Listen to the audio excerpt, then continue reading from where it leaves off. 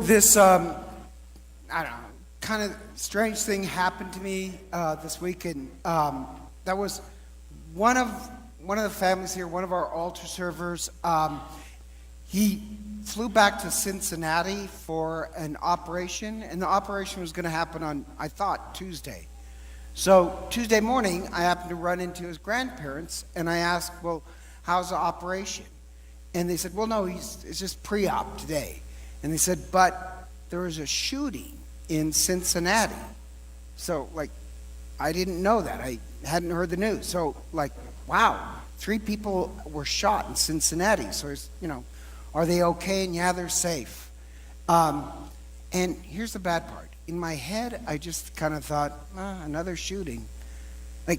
Something seriously wrong, either with me or the country, that my thought was, another shooting. The day before that, somebody drove through a window just to kill people.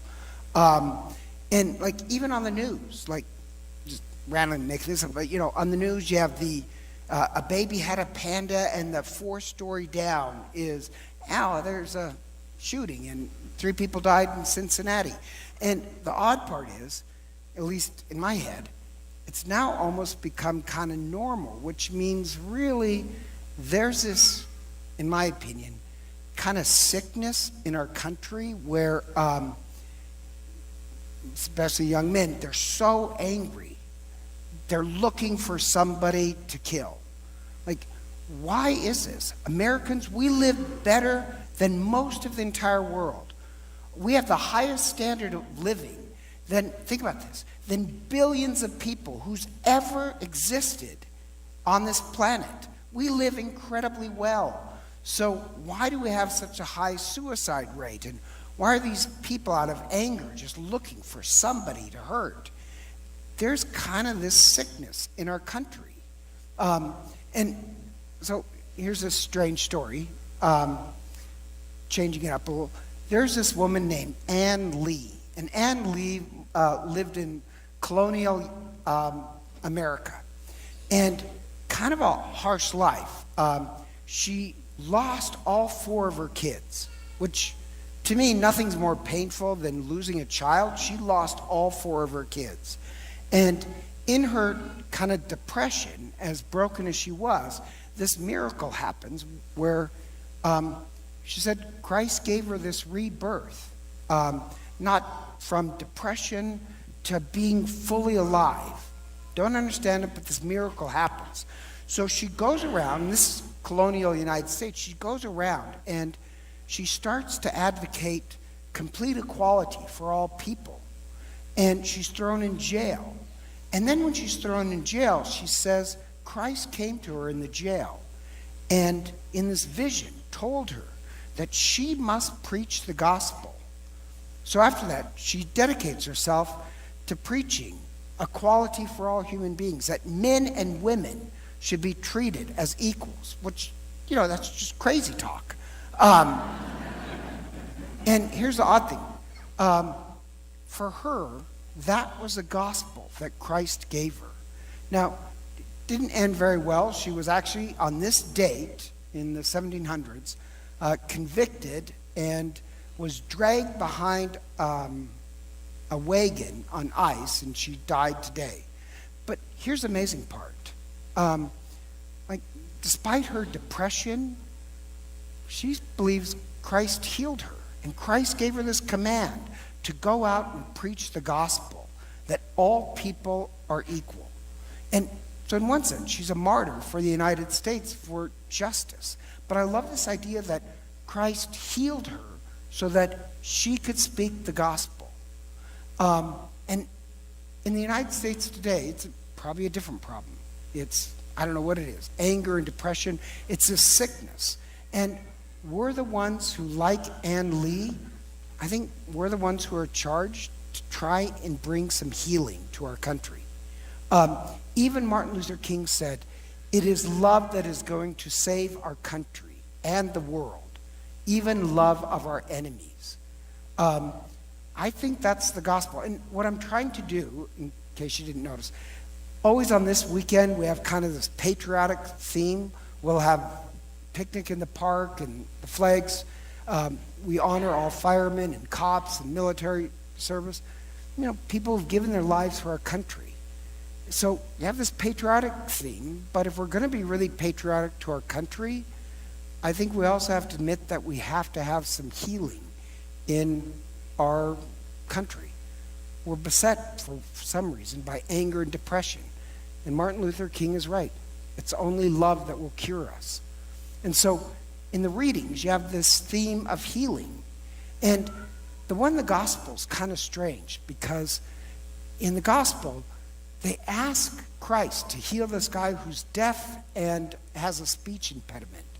And what Christ does, the first thing Christ does, is take him away from the crowd. Now, that's kind of key. He's unplugging him from the society he's brought up in. So the first thing Christ does is unplug him from the crowd. That's what I like to think that we're doing here. From whatever problems beset our country, the first thing we do is we come to Matt, well, not the first thing, consistently what we do is come here to be unplugged.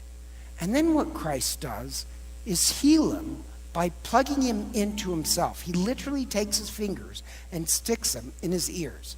Christ is plugging his life into the guy. And then, this is kind of strange for us, but Christ spits into him, which I know sounds gross to us, but in ancient society, even in Greek society, spit is considered water, which carries a little bit of your spirit. So when you spit on somebody, you're giving them, actually it's a blessing, a little bit of your life. So it sounds strange, but older Greek women, if they give you a blessing, they spit on you. I know, it's strange, but so what Christ is doing, get what Christ is doing, he's putting his life inside the guy. Well, that's what we're doing in the Eucharist, where we're feeding on the very presence of Christ's life. Christ unplugs us from the problems of the world, the crowd, and puts into us his very life. And then after that, the guy can speak about the gospel. Same thing about Ann Lee. He unplugs her from her depression, gives her this vision, and then she can speak the true gospel. I hope the same for us as well. And there's a strange thing, just to explain it. It would have been shocking at the time of Christ, this gospel, because the guy he heals is one of us, a Gentile. And Gentiles were considered to have nothing to do with the divine. So the same way, like Ann Lee preached the equality between men and women that got her killed, the idea that Gentiles could speak about God, that would have been shocking. So that's the shocking part. Or even when it says Tyre and Sidon are cursed territories. Christ goes, when it says he goes through Tyre and Sidon, that makes no sense. That's like me saying, I'm going to go to McCall by first going through Las Vegas. Like, that's a little off the beaten path. Christ is going way out of his way into Gentile territory to start the healing, so that even us Gentiles, we can be part of this healing process. We're the ones who are going to start the healing process by first healing what's wrong with us so that we can speak the gospel. We're praying that Christ will heal us from whatever our problems is, depression or anger or resentment, so that we can truly preach the gospel. Now, here's the odd part. The end of the gospel has a strange twist, because the guy now can hear and speak, but everybody else starts to preach Jesus. And if you read the next couple verses, Christ couldn't do any good there because they were preaching Jesus. That doesn't make any sense. But the twist is this: not everybody who's preaching Jesus helps change the world. They might actually make the world worse. I know that sounds strange, but look at your history. Sometimes people preaching Jesus makes the situation worse. Look at the people that martyred Ann Lee. They're the religious ones who thought, no, there's nothing in the gospel that speaks about the equality of people. There actually is a lot in the gospel. but with a heart filled with bigotry or hatred, you can't see it. And so it just seems to me this weekend, when we dedicate this weekend kind of in the patriotic theme for our country, if we're going to honor all those people who served our country, who's died for our country, even to the unknown figures like Ann Lee, if we're going to truly be patriotic, we got to address this fever of anger and depression that has overcome us. And Martin Luther King is right.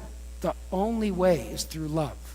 Hopefully, we pray in a lifetime of Eucharist, our hearts get completely healed. We'll preach the true gospel of love and justice for all people. That really honors all those who have served our country, and hopefully we'll be part of the healing. Now, at this Mass, Midge and John Lee may renew their wedding vows, and I just want to work the theme of marriage into healing as well. I know it's taking a turn, but you people should be used to it. I just like the story in the Old Testament, where in the Old Testament, the nation of Israel is destroyed, people are depressed, everything's wrong. And you know what God does? Sends the archangel Raphael. And the archangel Raphael, he's kind of the angel for lovers and healing. So, like in medical professions, he's the angel, but also for lovers. And the archangel Gabriel comes and makes this couple fall in love. And the reason why is that how God is going to heal the people is through marriage, making this couple fall in love that give hope to other people. So not just for John and Midge, I hope for all married people that your marriage truly does bring a little healing in the world, especially in the United States. So, Midge and John, if you still want your marriage vows renewed, please come forward.